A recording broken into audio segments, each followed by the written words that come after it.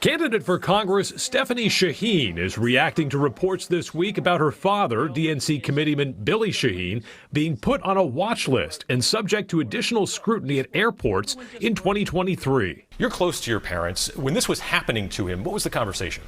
Well, first I can tell you that I know for certain that there were very invasive and aggressive searches being done by him at the airport.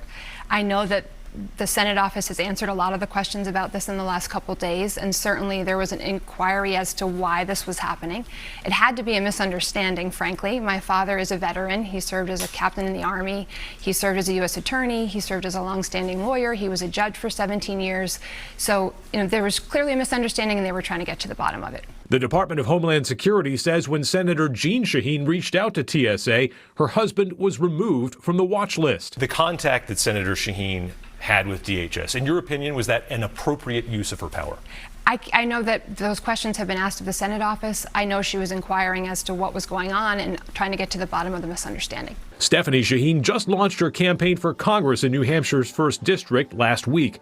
She has brushed off questions about a political dynasty, saying she is her own candidate. What do you tell voters, though, who want to turn the page and think that it's time for another family to lead in New Hampshire?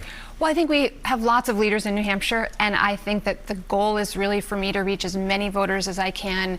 The voters of New Hampshire are going to make this decision, and I hope they're going to decide based on who they believe is most qualified. I'm going to keep reinforcing that I'm the candidate in this race and that I have qualifications on my own. I've lived and worked in this state my whole life. I've built a small business. I've raised my family. I've coached volleyball at Portsmouth High School. I think those experiences, those qualifications are going to set me apart. Adam Sexton, WMUR News 9.